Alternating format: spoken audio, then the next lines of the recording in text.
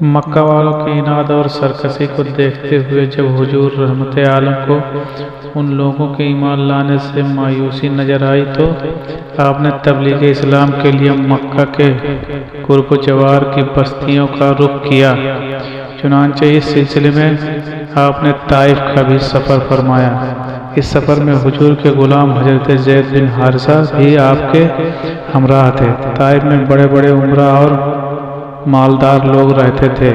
ان رئیسوں میں عمرو کا خاندان تمام قبائل کا سردار شمار کیا جاتا تھا۔ یہ لوگ 3 بھائی تھے، عبد یلیلہ، مسعود، حبیب۔ حضور ان تینوں کے پاس تشریف لے گئے اور اسلام کی دعوت دی۔ ان تینوں نے اسلام قبول نہیں کیا بلکہ انتہائی بیہودہ اور گستاخانہ جواب دیا۔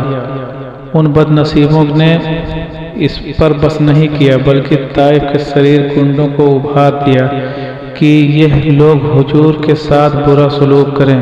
چنانچہ لچوں لفنگوں کا یہ شریر گروہ ہر طرف سے آپ پر ٹوٹ پڑا اور یہ شرارتوں کے مجسمے آپ پر پتھر برسانے لگے، یہاں تک کہ آپ کے مقدس پاؤں زخموں سے لہولہان ہو گئے اور آپ کے موجے اور نالین مبارک خون سے بھر گئے۔ جب آپ زخموں سے بےتاب ہو کر بیٹھ جاتے تو ظالم انتہائی بے دردی کے ساتھ آپ کا بازو پکڑ کر اٹھاتے اور جب آپ چلنے لگتے تو آپ پر پتھروں کی بارش کرتے اور ساتھ ساتھ تانا جنی کرتے، گالیاں دیتے، تالیاں بجاتے، ہنسی اڑاتے۔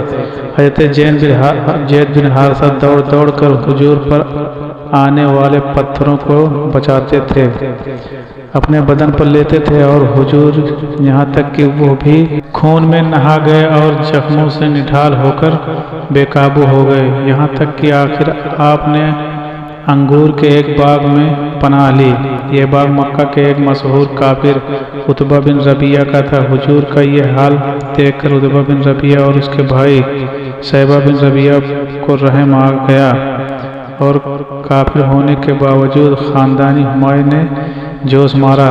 چنانچہ ان دونوں کافروں نے حضور کو اپنے باغ میں ٹھہرایا اور اپنے نصرانی غلام عداس کے ہاتھوں سے آپ کی خدمت میں انگور کا ایک گوشہ بھیجا۔ حضور نے بسم اللہ پڑھ کر خوشے کو ہاتھ لگایا تو عداس تعجب سے کہنے لگا کہ اس اطراف کے لوگ تو یہ کلمہ نہیں بولا کرتے۔ حضور نے اسے دریافت فرمایا کہ تمہارا وطن کہاں ہے؟ عداس نے کہا کہ میں شہر نینوا کا رہنے والا ہوں۔ آپ نے فرمایا کہ وہ حضرت یونس بن متیٰ کا شہر ہے، وہ بھی میری طرح خدا کے پیغمبر تھے۔